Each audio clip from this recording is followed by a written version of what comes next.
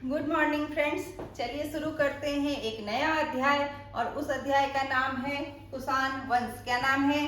कुषाण वंश। तो आज हम लोग पढ़ेंगे कुषाण वंश को। कुषाण कौन थे, कहाँ से आए थे? ये भारतीय नहीं थे। तो हम सब देखते हैं कि चीन के पश्चिमी क्षेत्र में, दक्षिणी क्षेत्र में एक जनजाति थी और वो जनजाति थी यूची जनजाति। हम सब ने देखा कि यूची जनजाति ने शकों को खदेड़ा और शक बैक्टीरिया के क्षेत्र पर आए। यूची जनजाति ने शकों को और खदेड़ा तो जो है शक भारत की ओर आ गए और इस प्रकार यूची जनजाति ने अंततः बैक्टीरिया के क्षेत्र पर जहां शक रहते थे वहां पर अधिकार कर लिया। क्या कर लिया? अधिकार कर लिया। अब बैक्टीरिया का क्षेत्र कौन सा क्षेत्र है? आप लोगों को लगता है बैक्टीरिया, परथिया, अरे आज की डेट में तो दिखता ही नहीं है कहाँ पर है बैक्टीरिया। हाँ, यही बात है, आज बैक्टीरिया नहीं है, आज परथिया नहीं है। पर हमें जानने की आवश्यकता है कजाकिस्तान, किर्गिस्तान, तुर्कमेनिस्तान और अफगानिस्तान का उत्तर का क्षेत्र जहाँ पर मिलता है ये दोनों तीनों देश, वो वाला क्षेत्र, ईरान का पश्चिमोत्तर प्रदेश तक का क्षेत्र बैक्टीरिया का क्षेत्र कहलाता था।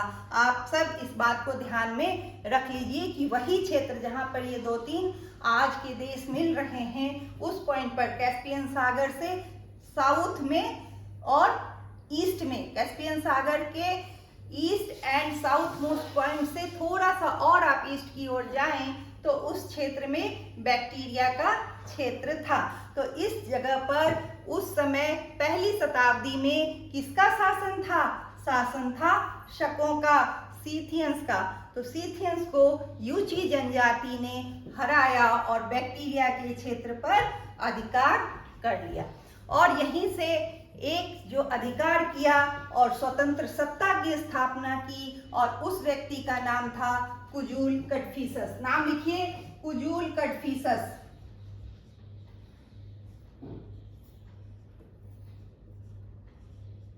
कुजूल कड़फिसस, कुजूल कड़फिसस, याद रहेगा नाम, कुजूल कड़फिसस। इनका शासनकाल संभवतः 50 ईस्वी से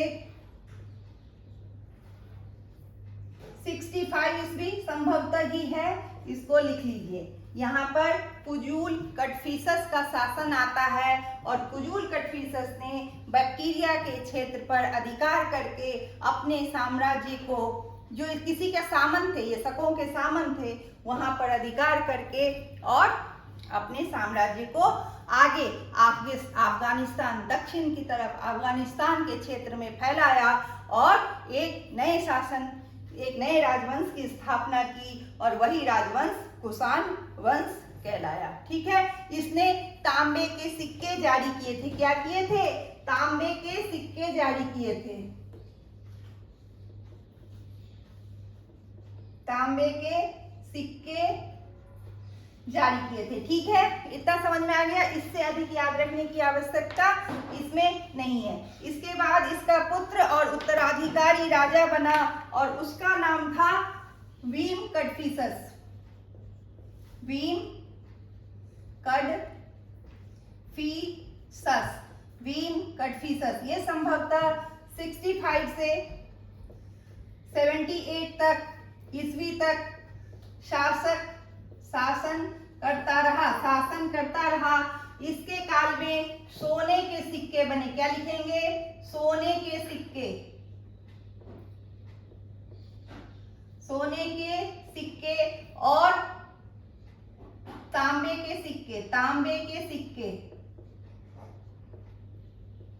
तांबे के सिक्के। ठीक है, ये दोनों सिक्के वीम कड़फिसस ने चलाए थे। भारत में प्रथम बार अगर सोने के सिक्के चलाए तो वो कुषाण राजवंश, कुषाण डायनेस्टी का वीम कड़फिसस था जिसने सोने के सिक्के चलाए। अब इसके सिक्कों में इसने अपने आप को युवान बोला है, इसने अपने आप को महाराजा बताया है और इसके सिक्कों में सबसे प्रमुख बात, इसके सिक्कों में ग्रीक गॉड, हिंदू गॉड इत्यादि सभी देखने को हमें मिलते हैं। ग्रीक गॉड और हिंदू गॉड लिखिए इसमें त्रिशूल, नंदी, यूनानी देवता और हिंदू देवता, सबके चित्र अंकित हैं। यहाँ पर खरोष्टी लिपि यहाँ पर देखने को मिलती है। इसके सिक्कों में खरोष्टी लिपि में ये सिक्के जारी किए गए थे, याद रहेगा, खरोष्टी लिपि में। और त्रिशूल, नंदी, यूनानी देवता, हिंदू देवता जिसमें शिव, नंदी, त्रिशूल इत्यादि के चित्र अंकित हैं। किसका? भीम कटफिसस के शासनकाल में। ठीक है, इतना समझ में आ गया। चलो, इसके बाद इसका पुत्र और उत्तराधिकारी शासक बनता है और उसका नाम है कनिष्क। क्या नाम है? कनिष्क। कनिष्क कनिष्क का शासनकाल 78 ईस्वी से शुरू होता है और यहीं से शुरू होता है शक संवत। शक संवत। कनिष्क ने अपने राज्यारोहण के साल से अपना एक नया जो है बनाया संवत, और उसको हम लोगों ने नाम दिया है शक संवत। शक संवत, ये है शक संवत। ठीक है, इतना समझ में आ गया। शक संवत किसने चलाया था? कनिष्क ने अपने राज्यारोहण के समय से शक संवत चलाया था। कनिष्क ने अपने शासन का विस्तार किया और अफगानिस्तान में ये गांधार के क्षेत्र को जीतकर आगे बढ़ता हुआ इसने अपनी राजधानी बनाई। पहले कहाँ पर? पुरुषपुर, पाकिस्तान, आज के पाकिस्तान में है। पेशावर जिसे हम कहते हैं उसका नाम है पुरुषपुर। क्या नाम है? पुरुषपुर। और फिर आगे दक्षिण की ओर बढ़ते हुए, पूरब की ओर बढ़ते हुए ये आगे बढ़ रहा था और बाद में इसने अपनी राजधानी बनाई मथुरा। तो इसके जो प्रमुख केंद्र थे, केंद्र का नाम लिखिए। कनिष्क के केंद्रों का नाम में पहले लिखिए गांधार, फिर लिखिए पुरुषपुर और फिर लिखिए मथुरा। ये दोनों राजधानी थी।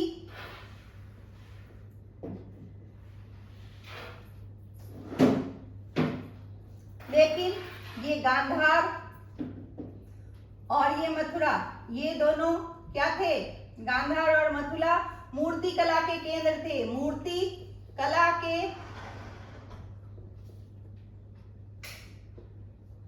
केंद्र थे, है ना। और मथुरा भी मूर्ति कला का केंद्र था।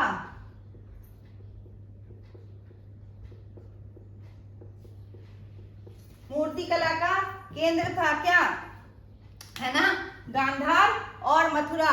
इसके समय में अगर हम लोग देखते हैं तो गांधार में मूर्ति कला का अत्यधिक विकास हुआ और मथुरा में मूर्ति कला का अत्यधिक विकास हुआ।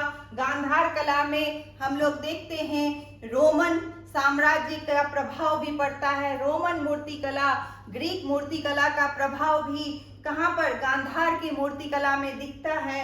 और मथुरा का मूर्ति कला भारतीय मूर्ति कला थी। दोनों कलाओं का अत्यधिक विकास हुआ तब कनिष्क के काल में। कनिष्क के काल में एक और चीज हुआ। कनिष्क जब भारत की ओर बढ़ रहा था तो इसने चीन पर शासन किया, चीन पर आक्रमण किया और चीन में पांचाओ नामक राजा को हराया। और पांचाओ नामक राजा को हराकर जो है पूरा सिल्क रूट कनिष्क के अधीन आ गया। किसके अधीन आ गया?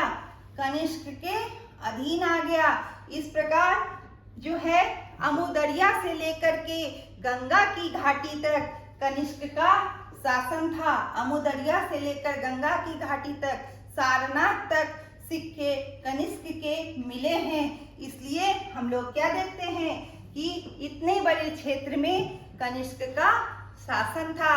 और प्रथम बार सिल्क रूट के जो प्रभाव से सिल्क रूट का उपयोग करते हुए भारत का व्यापार यूरोप तक, रोम तक फैल गया। भारत का व्यापार सुदूर रोम तक फैल गया।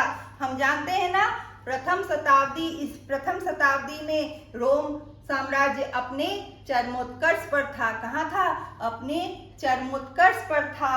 तो भारत के मलमल, भारत के कपड़े, भारत की वस्तुएं रोमन्स को चाहिए थी और इस प्रकार व्यापार बढ़ा और प्रथम बार शुद्ध सोना भारत आया। रोम और यूरोप से चांदी भी भारत आता हुआ हमें यहाँ पर दिखता है। तो कनिष्क के कार्यों में ये कार्य व्यापार की वृद्धि और ये सांस्कृतिक कार्य बहुत अधिक महत्वपूर्ण है। तो इसको आप सब याद रखेंगे, है ना।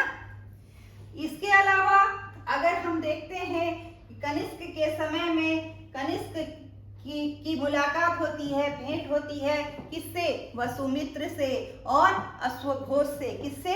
अश्वघोष से और वसुमित्र से। तो कनिष्क के दरबार में महान विद्वान रहा करते थे। नाम लिखिए उनका, नाम लिखिए उनका।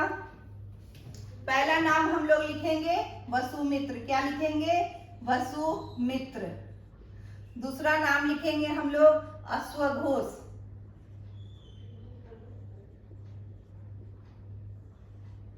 तीसरा नाम लिखेंगे हम लोग नागार्जुन।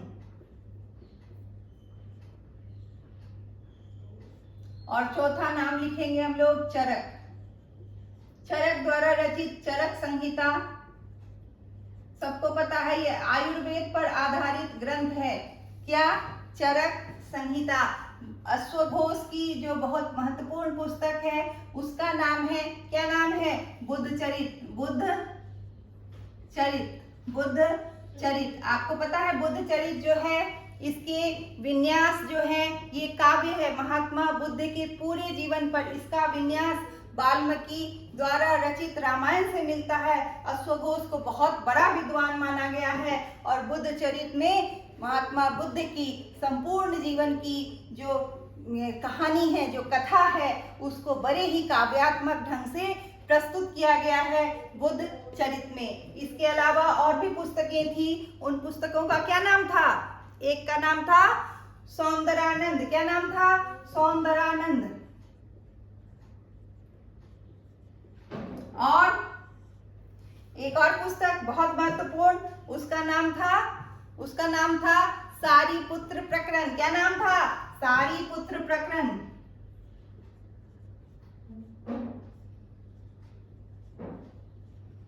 ये सभी क्या थे? ग्रंथ थे, है ना। किसके द्वारा रचित? अश्वघोष के द्वारा रचित महान ग्रंथ बुद्धचरित, सौंदरानंद और सारीपुत्र प्रकरण। नाम याद रखेंगे, है ना। वसुमित्र द्वारा रचित एक महाविभास सूत्र था। क्या नाम था? महाविभास सूत्र।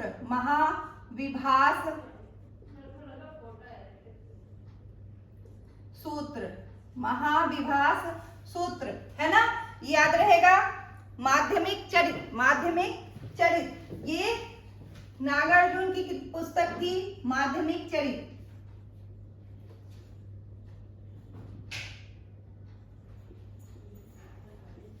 ठीक है, ये सारे पुस्तकें थे, है ना।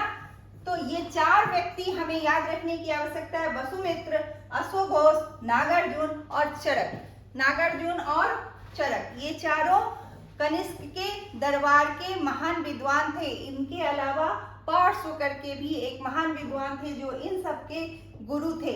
अच्छा, सबसे महत्वपूर्ण चौथी बौद्ध संगीति कनिष्क ने कश्मीर के कुंडलग्राम, चौथी बौद्ध संगीति कुंडल ग्राम कश्मीर में करवाई थी। अध्यक्षता कौन की थी? 102 ईस्वी में अध्यक्षता किसने की थी? तो वसुमित्र ने किया था। वसुमित्र। अश्वघोष उपाध्यक्ष थे, वसुमित्र अध्यक्ष थे। कुंडल ग्राम में चौथी बौद्ध संगीति कनिष्क ने 102 ईस्वी में करवाई थी। ये बहुत ही महत्वपूर्ण बौद्ध संगीति थी। अशोक के बाद ये पहली बौद्ध संगीति है जो कनिष्क ने कुंडलग्राम और कश्मीर में करवाई थी। इसके पहले जो तीनों हुए हैं वो मगध के क्षेत्र में हुए हैं। पहला राजगीर में, फिर वैशाली में और फिर पाटलिपुत्र में, है ना। पहला किसने करवाया था? पहला अजातशत्रु ने करवाया था। दूसरा किसने करवाया था? कालाशोक ने करवाया था। तीसरा किसने करवाया था? अशोक ने करवाया था। ठीक है, चलो वो तो हो गया। अभी चौथी बौद्ध संगीति आप सब जरूर याद रखें। चौथी बौद्ध संगीति को वसुमित्र इनके अध्यक्ष थे। अश्वघोष इतने बड़े विद्वान थे और साथ में वसुमित्र महाविभाग सूत्र के रचयिता कौन? वसुमित्र। आप सब याद रखेंगे इन सभी नामों को, ये सभी बहुत महत्वपूर्ण है। इनको भारत के हर व्यक्ति को जानना चाहिए। ये हमारे विद्वान हैं, ये हमारे विद्वान हैं। ठीक है, तो इतना याद रहेगा। इसके अलावा प्रथम बार हम देखते हैं भारत में सोना आया है और तरह तरह के वस्त्र आए यूरोपियन लोगों के या पश्चिमोत्तर क्षेत्र के पर्थियन लोगों के जो नए प्रकार के कपड़े आए, लॉन्ग कोट हम मूर्तियों में भी देखते हैं। भारत में वो नहीं था। भारत में केवल जो है वीविंग थी, लेकिन स्टिचिंग का जो है वो भी आया। ठीक है, नए कुर्ते पजामे ये सब उस समय हमको देखने को मिलता है। अच्छा, ये देखेंगे यहाँ पर जो है जो बौद्ध संगीति हुई थी, यहाँ पर बौद्ध धर्म दो शाखाओं में विभक्त हो जाता है और पहला शाखा था हीनयान का, दूसरा शाखा था महायान। हीनयान वाले पुराने जो महात्मा बुद्ध के उपदेश थे उस पर अडिग रहना चाहते थे, उसी पर रहना चाहते थे हीनयान वाले। हीनयान वाले महात्मा बुद्ध को एक महान व्यक्ति समझते थे। महायान वालों ने कहा नहीं, उन्हें एक भगवान का दर्जा देना चाहिए। किसने कहा? महायान वालों ने। हीनयान वालों ने कोई धार्मिक जो है जगह की बात नहीं कही। महायान वालों ने कपिलवस्तु, बोधगया, सारनाथ और कुशीनारा, है ना, इसको क्या कहा? अपना बौद्ध धर्म का तीर्थ स्थल माना। इन्होंने नए महायान को जो है इन्होंने कहा कि नहीं, हमारा बौद्ध धर्म महान है और पुरानी शाखा हीनयान के रूप में रह गई और जो नई शाखा थी नए विचारों के साथ वो महायान के रूप में यहाँ पर सामने आता है। ठीक है, इतना समझ में आ गया। चलो, तो अभी हम लोग कुषाण डायनेस्टी में इतना ही पढ़ेंगे, इतना ही याद रखेंगे। इस सब को याद रखिएगा। पहले कुजूल कटफिसस जो 50 से 65 तक इनका तांबे का सिक्का है। भीम कटफिसस 65 से 78 तक सोने और तांबे के सिक्के हैं। कनिष्क के शासनकाल में आप चौथी बौद्ध संगीति याद रखिएगा। मूर्ति कला जिसमें गांधार कला और मथुरा कला के विकास को याद रखेंगे और वसुमित्र, अश्वघोष, नागार्जुन और चरक संहिता को याद रखेंगे। व्यापार की वृद्धि को याद रखेंगे।